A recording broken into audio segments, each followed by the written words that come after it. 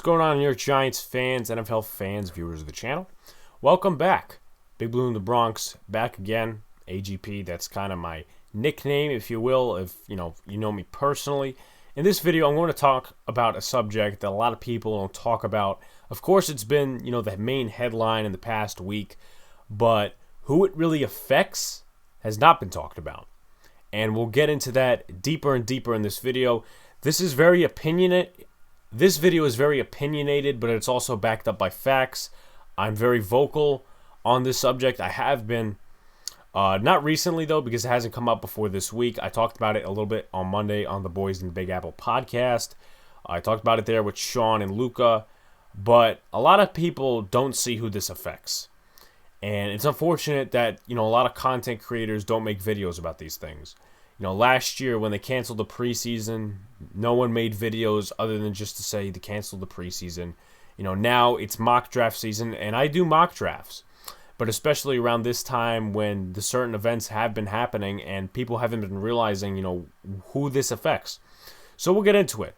And I'll start off by headlining with this article that I basically screenshotted a little bit. The 3 paragraphs are from a USA Today article, I think, and then the bottom part is basically, in a way, a summary.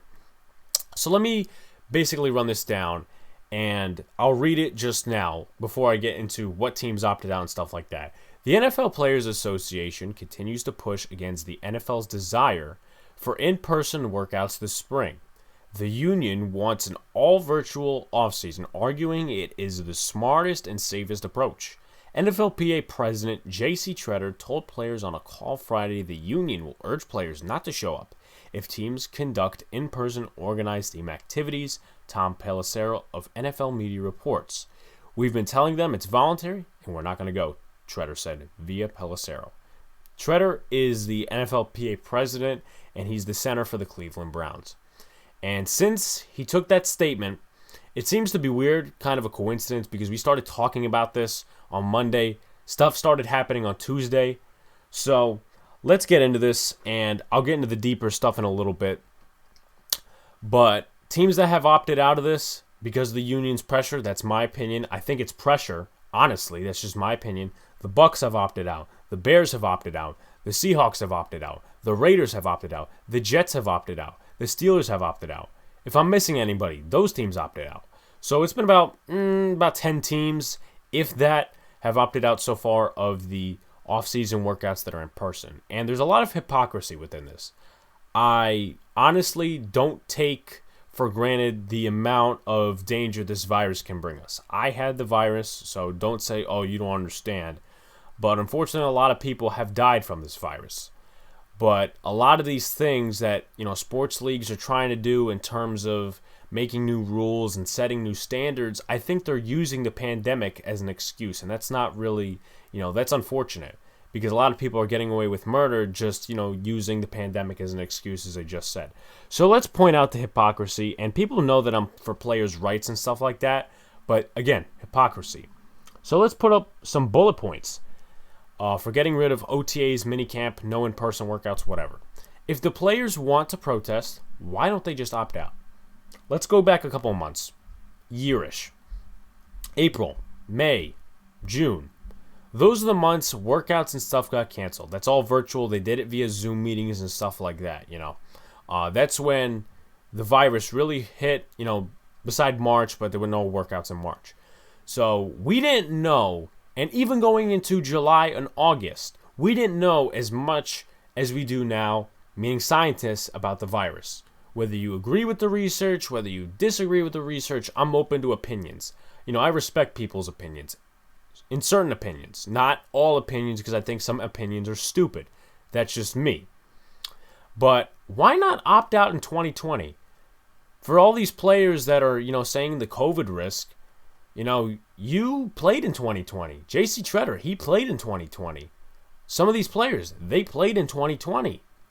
They earned a hard-earned, but also a high-money contract. Some of these players that are opting out of these workouts. It doesn't make a lot of sense. You're going to go play all 16 games last year, but you're not going to do these workouts? And I understand you guys can say I'm not for players' rights or whatever, but I'm going to continue with this and give you some points and give you some facts. And with the next one, undrafted and backup players lose off-season workouts and a chance to build chemistry with their teammates. The only way you can connect with somebody, and in terms of like teammates and stuff like that, on a Zoom meeting is if your coach puts you into a breakout room with maybe your DB coach or something like that. Say Giants draft J.C. Horn or a defensive back, and he wants to get to know James Bradbury and Adoree Jackson. Say that happens. The only way they're going to be connecting, if they go virtual, is via Zoom meeting. And if Joe Judge says, okay, we're going to go into a breakout room, which is basically a separate party session. Is that really a way to connect with somebody? Now, sure, you could always FaceTime somebody. You could do the workouts on the side that you want to do, and basically like what Daniel Jones did in Arizona, which is a bit hypocritical in a way. I'm going to say that. Some people won't like it, but it's the facts. How are you supposed to build chemistry with somebody through a Zoom meeting? Doesn't make a lot of sense. And I'm going to connect that to the next bullet point and the last bullet point. Undrafted and backup players lose development time. Also with the draft picks who opted out. For these undrafted guys, they're not as good as the first round picks, the second round picks, They're not as good. They're undrafted for a reason. How are they supposed to at least try to make a roster without these workouts? As much as we can say, Daniel Jones and Kenny Golladay and all these other players are doing workouts on their own, is it supervised by a coach? Is it, I would say, structured? We don't know, but I'm going to assume they're not. Now, obviously, nobody's just dilly-dallying and doing 11 on 11 or whatever. They're not playing two-hand touch football. They're not playing flag football. They're obviously going to work on something, but it's not structured like something you would do in practice. Maybe. I don't know. I'm assuming it's not structured. So, let's move on to the draft picks who opted out. Let's just say, and there's a fair amount of players who opted out in 2020 of the college season. Let's say the Giants take two players, or at least one of these two players. Rashawn Slater or Micah Parsons. How are they supposed to connect with their teammates, and how are they supposed to get the work in, structured-wise, if they don't have the in-person workouts? Doesn't make a lot of sense. They opted out. Again, this will go to my point about the preseason. Doesn't make a lot of sense unless it's structured, and, you got to get to know the playbook and stuff like that. So, again, hypocrisy. In my opinion. And those are the players, hinting to something I'll get into in a little bit, those are the players that are being forgotten about. The draft picks, the undrafted free agents, the players that get veteran minimum contracts. They need the work because obviously they're not as good as the star players like Russell Wilson and Drew Brees and all these players. So they need more opportunities. And what the NFLPA, in my opinion, and basically it's kind of a fact now, is trying to do, they're trying to take away those opportunities because they want to do less work. Let's be honest, everybody. If you, I've been in through this, so don't ask me if, you don't know. Basically virtual learning is not the same as in-person learning.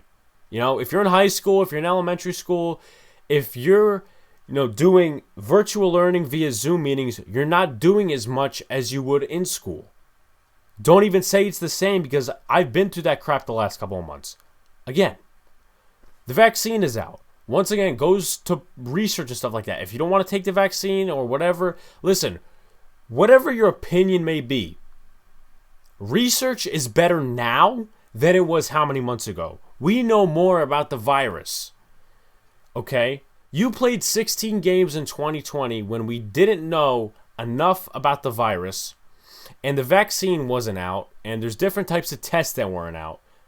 But now that we're in April, slowly coming into May, and we have the vaccine, we have different sorts of tests, and all this research, and you want to opt out of in-person workouts, but you didn't opt out when we didn't know as much.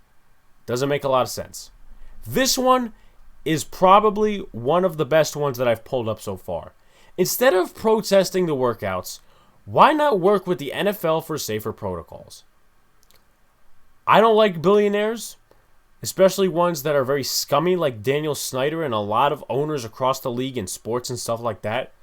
But why not work with the NFL, the front offices? Hey, listen, could we minimize the in-person workouts? We got families to think about, stuff like that. Listen, if you're going to do that, listen, I will still sort of disagree with you, but I could get on the train if you're trying to say, listen, we need a compromise here. What the NFLPA is trying to do is they're trying to do the direct opposite of that. They're trying to say, we don't want any in-person workout, let's go to training camp.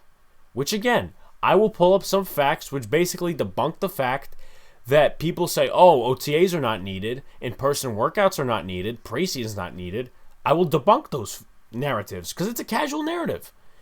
And when I was talking about the pandemic, becoming an excuse for some of these leagues to implement new standards and rules, how long has the NFL been talking about getting rid of preseason games and implementing a 17th game? They finally got to do it this year because of the TV deal. What'd they do with that? They pulled a preseason game. So now undrafted free agents and backups only have 3 opportunities to impress their clubs. And with that, less time to build on a season-long game plan. Every team is different every year. Maybe for Patrick Graham last year, very zone, I would say, related scheme because of the defensive backs and whatever excuses, points you want to make. Maybe they want to implement more of a blitz type defense now. Now that you got Dory Jackson, maybe you draft a corner. I don't know. You got more pieces on the defense now. Maybe you want to blitz more. That takes time to implement. Okay? That doesn't take 2 weeks. It takes more time. So why not start out early and test it out through mini camps and OTAs and stuff like that? And then, go to training camp prepared. But the NFLPA, once again, does not want to do that. Sorry, that's just my opinion, but it's slowly starting to be a fact. So let's go into something else. And this one really ticked me off. I don't know if he's being sarcastic.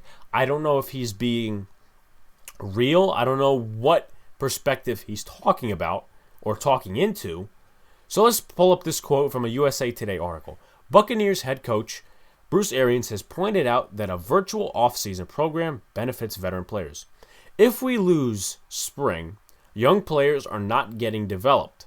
The veterans love that shit because that means they don't get to take their jobs, Arians said in February. Very good point, whatever tone he was talking in, excuse me. Whatever point he was talking in, whatever tone, it's a very good point. And someone said this on Twitter, and I really agree with them before we go to the next couple of bullet points. These players, these undrafted free agents, these backups, these draft picks, they're getting their time squeezed.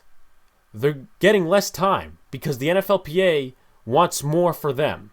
They want more for the big stars like J.C. Treader, Russell Wilson, or whatever player you want to make up. They want more for them and less for the players. You can't even say, or you could say, but you just have to back it up with hard facts, that, the NFLPA is forgetting about the undrafted free agents and the backups. I don't think they are. I just don't think they care enough. The NFLPA, I think they know what they're doing. If you want to say they're forgetting about these players, okay, that's your point, but you have to back it up with facts. I think they're forgetting about the players because they keep moving along with these things for the last couple of years. Oh, we got to, cut the preseason down. Now we got to, make all the workouts before training camp virtual? How is that supposed to benefit the developmental time of undrafted free agents and the draft picks, especially for the ones who opted out? How is that supposed to benefit them? And let's put it this way. The draft hasn't even happened yet. And I'll get to something in a minute because I think it's a very good point by myself, and I don't toot my own horn a lot. The draft hasn't even happened yet. Okay? Let's say Rashawn Slater gets drafted by the Giants or Micah Parsons. They want to say, listen, I want to get to know my team better. I want to go in for in-person workouts. I want to go in there and, basically get to know my coaches, get to know my team. And the rest of the players aren't there because they opted out. What are they supposed to... And again, you could, if your other draft picks and your other undrafted free agent teammates are there, you could definitely, have chemistry with them. But basically, your team or at least most of your team has already opted out of those workouts, whatever they may be, if they're mandatory, if they're not mandatory, if they're OTAs, if they're mini camps, they're basically putting the pressure on you as a peer. Listen, opt out with us because the whole team is doing it. That's my opinion once again. As I said in the beginning of this video, this is a very opinionated video, but backed up by facts. And someone said this on Twitter, and I support them with this.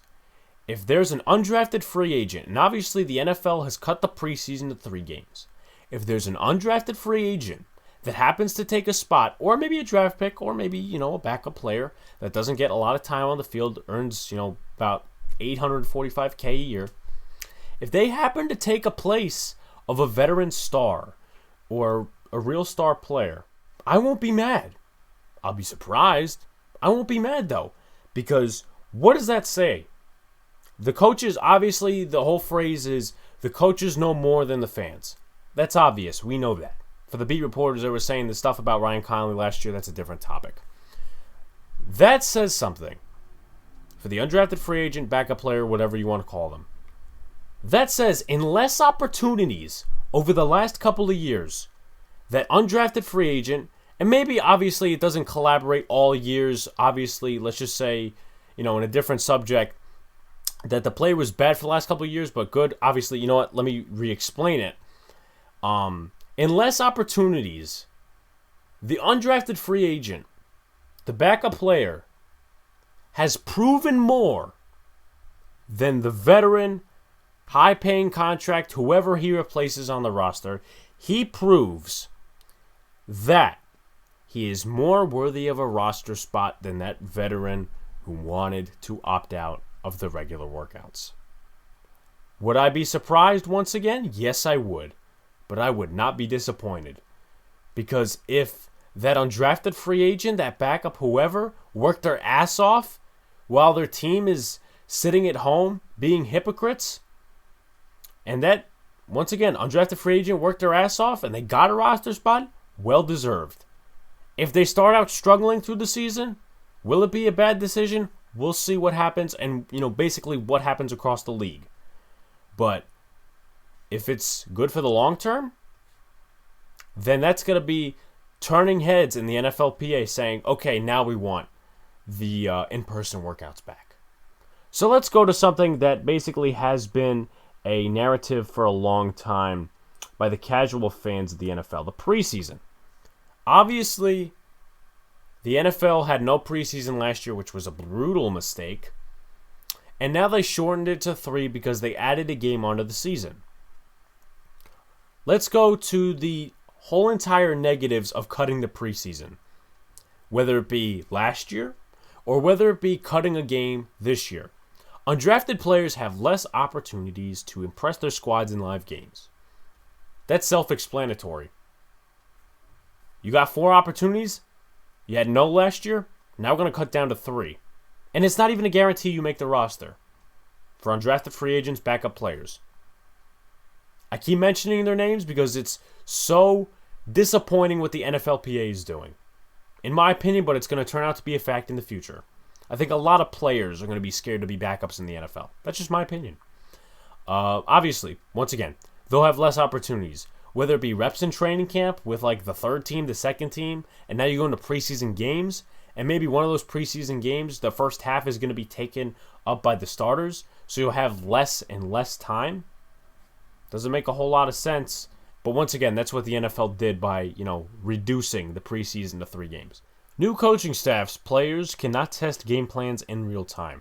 This relates more to 2020 than 2021, but it could relate to 2021 if it's all virtual workouts before training camp. So go back to 2020, and teams, obviously, with the virtual workouts till training camp and no preseason games, obviously limited the opportunity to test your game plan. And in my opinion, you couldn't even test the game plan the right way because it was against your own team in scrimmages. The Giants, I think, had 2 or 3 scrimmages that were supposed to be preseason games last year. Okay, that happened. Different players, whatever.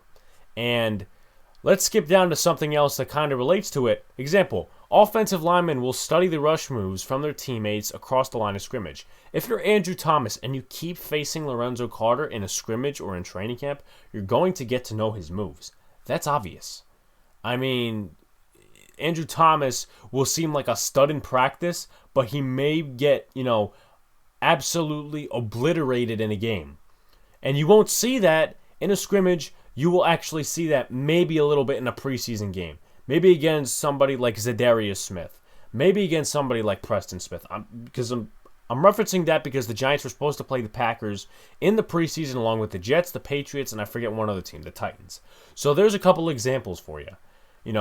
It's not the same, and even if you're talking about a different sport like the NBA or baseball or just like sports in general, not even talking about national sports, major league sports, it's not the same facing your own team as it is facing another team. Because once again, if you're on the same team, let's just go for baseball. If you're hitting against the same pitcher in practice or whatever, you're going to get to know his pitch frequency. How many times he throws this pitch? When does he throw this pitch?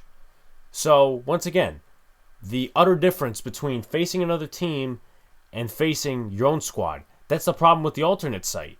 This year it's different because they're allowing scrimmages with local teams, but last year they only scrimmaged themselves, and that's what happened with the Yankees, but that's a whole different video. Lack of player development. Obviously, once again, deals with playing time. There's going to definitely be one game this preseason where the first team takes the first half and the other teams of the second and third teams, they take the second half. So that's limited opportunity for the undrafted free agents of this world, the backups of this world. How are they going to make a roster spot with limited opportunity now? And obviously, going back, virtual workouts, how are you going to make the roster? How are you going to impress early if you're doing it via Zoom? Doesn't make a lot of sense. Draft picks who opted out won't see game action until the regular season. This would have been very bad had the college season been like this season. Obviously, the 2019-2020 college season, they didn't have the pandemic. It was all normal. Now, let's for a second go back and say 2020 college season, the players that opted out. Go into 2021, the offseason, whatever, they say no virtual workouts. They say no in-person workouts and no preseason games. Then the players, the undrafted players, all the players in total that opted out of the college season would not get to see a game till week 1. Imagine how those players would do in week 1. They probably would do terrible. Now, I'm not saying all those players would do, horrible, get them off the team, but they wouldn't do as good as if they were to do workouts in person and in the preseason games and get their reps. Once again, going back to one of the bullet points, offensive linemen will study the rush moves of their opposing pass rusher. Andrew Thomas, Lorenzo Carter, hello. Point to be made, and all these beat reporters say, oh, this guy's a stud in camp. Well, going back to last year, we saw that or heard that about Devontae Downs, and he was not good in the regular season. We didn't have preseason games, couldn't see that. That points out to one of the bullet points. Example, Devontae Downs got a roster spot over Ryan Connolly. Connolly was part injured, so take that with a grain of salt. Star players don't have to play in the preseason. We've said this for many, many years now. Going back to the OBJ incident with Body Calhoun, go back to the incident with Saquon Barkley in 2018 against the Browns. Star players don't have to play in the preseason. This is mostly for the backups and the depth of your roster. Now, should they play in the preseason a little bit? Sure. Russell Wilson, the first team offensive lineman. In my opinion, you don't necessarily have to do the first team running back.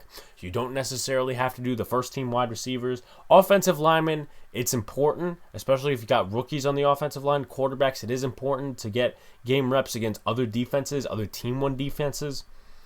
But once again, star players don't have to play. OBJ, Saquon, Jarvis Landry, all those players, they don't have to play. J.C. Treader, maybe a different story because he's an offensive lineman. That's just my perspective, my view on it. Let's see. Low-income families don't have the opportunities to see their teams live.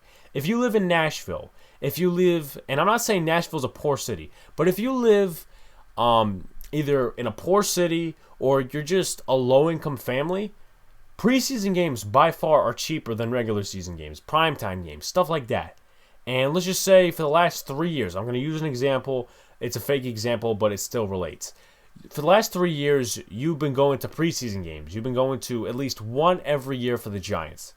Now, with the pandemic and, all this other stuff, you can't afford to go to a regular season game. If they canceled out the preseason, I'm just saying, if they canceled out the preseason and they only had regular season games and you can't afford it, what are you going to do? You can't go to the games because you're going to end up, basically mismanaging your money for a football game. Now, sports are important, but they're not everything in your life. That's what I'm going to say. So, low-income families don't have opportunities to see their teams live if you only afford preseason games. And obviously, the prices will go up with the pandemic affecting the revenue for NFL teams that didn't have fans last year. And then preseason may be the last chance for some players. I'm going back to 2018, where Carl Banks said this against the New England Patriots. That was the 4th preseason game. He said, some of these players will not play football for the rest of their lives after this game. Some of those players happen to do it every year. And that's not just 2018. That's other years as well. And, let's just say a guy like Chris Lewis Harris, he has not played football since 2018. He didn't make the roster. He didn't make any other team's roster. He didn't make the 16-man practice squad in 2020 for any other team. He's basically out of the league at this point. And he probably has another job at this point. So, some of these players get limited opportunities and then get their dreams crushed because they don't make the team. Sorry, not sorry, that's the truth. But once again, this is the NFLPA, that's the NFL working with themselves to cut down the preseason. Eventually, it will probably be 2 games in my opinion, because they might add, in my opinion, in the future, an 18th game or something like that, just to increase revenue. My opinion. And also to add something else, lack of player development. You're adding on to the fact that player development will be screwed up for the next couple of years. Opting out, stuff like that, no in-person workouts. You are screwing up the player development. It's unfortunate that the pandemic already did that, but why are you screwing with it even more? Just doesn't make a lot of sense. And you're ruining your own team by that, because that's your depth on the roster. Those are your teammates. The Eagles fans, they complain every single time, oh, we don't have corners, we don't have wide receivers. Well, how are you supposed to develop them with no workouts that are in person or preseason games? Not fair. Not fair at all. So let's go to something else. And this has been pinpointed. If you go on JC Tretter's Twitter, he goes with a lot of facts and basically says, the lack of in-person workouts basically point to less injuries. Same thing with the preseason. So let me go and present my own facts. In-game injuries and exits, weeks 1 through 5, 2019, 2020. Not including Monday Night Football. Week 1, 2019 had 25 in-game injuries. 2020, 31. That's a 24% increase year to year. 15 in 2019, 40 in 2020. Obviously, the big jump, that's a 166% increase. Yes, I did my math correctly. In 2019, 30, 38 in 2020. That's a 26.67% increase. 23 in 2019 in week 4, 25 in 2020 in the same week, 8.69% increase. And then week 5, 2019, 29 injuries in-game and exits as well. 2020, 24, and then that's basically a 17.24% decrease. Next, let's go to someone. This I found on Yahoo. Let's go to a piece of an article I pulled up. The rest of the research I pulled up is basically from the same article. So let's read this. The absence of a standard run-up to the season appears to be a major contributing factor. And obviously this deals with injuries and stuff like that. The NFL closed all team facilities prior to training camps opening and canceled the entire preseason.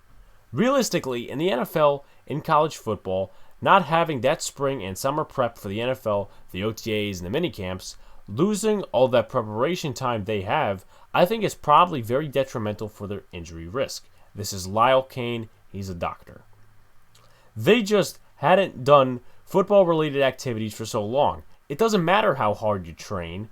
You can try to simulate that as much as you want in the training room, but it's really difficult to simulate football unless you're playing football.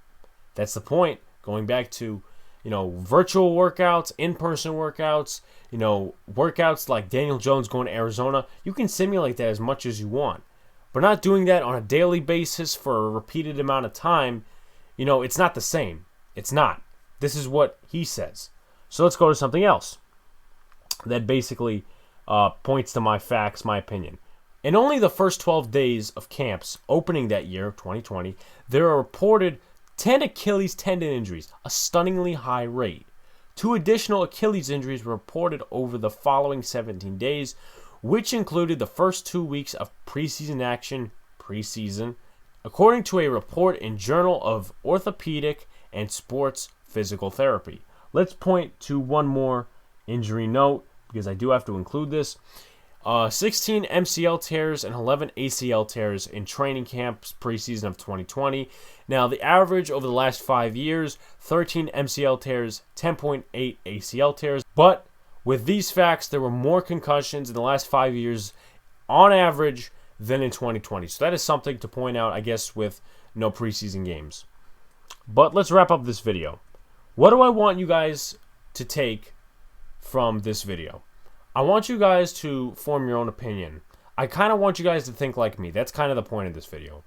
And going back to the beginning, I respect the fact that, players have families and they have COVID risks and stuff like that. But when you didn't opt out last year, but when you're opting out of regular workouts this year, it just doesn't make a lot of sense. It doesn't. And they're pushing for this to be a regular thing every year, virtual workouts and no in-person workouts. And you're screwing over the undrafted free agents and the backups that will soon be your teammates. That doesn't make a lot of sense. You're making your team look worse. Because if you don't get a good backup, if you don't get a good undrafted free agent, your team on the back end is going to be screwed. And that's why you go 5-11 every year. Player development with the pandemic is already screwed up. Why screw it up more than it has to be? A lot of people just say, looking at the headlines and say, oh, well, you know what? Why are people, going after them? Because those people who say, oh, why are people going after them, don't realize that the backups and the undrafted free agents are in danger of not making the roster even more than in years past. Their opportunities are being reduced. And we could say, oh, this guy's, a backup, he's not much to the roster. We could say that, we could be casuals, we could be fans in the moment. But the truth is, when players go down, we need them. We need the depth players, or else we don't have a team. We don't have a 53-man roster. We can't make it through this season. We may not make the playoffs. We may not get to 500. So, just to end off this video, I want you guys to form your own opinion and really take what I said to heart. Not personally, not like I'm offending you, but take this and try to form your own opinion and try to go out there and think more than the headline tells you. That basically, other than the COVID risks out there, the NFL is decreasing the opportunities for undrafted free agents and backup players to make NFL rosters in 2020, in 2021, and in the future. Thank you guys for watching. If you made it this far into the video, like, comment, and subscribe. Turn the notification button on so you guys get notified when a video drops or a live stream pops, especially this one. I'll be in the chat for the premiere. Of this video. This will probably be out at 12 p.m. Eastern Standard Time on Saturday. If you guys are watching this, I'll be live at 8:10 p.m.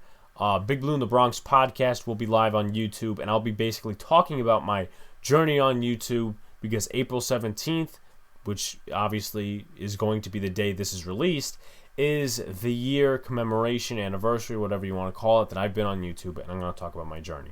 Thank you all. Peace out, and really take this as a consideration towards your opinion. Peace out, everyone. Thank you.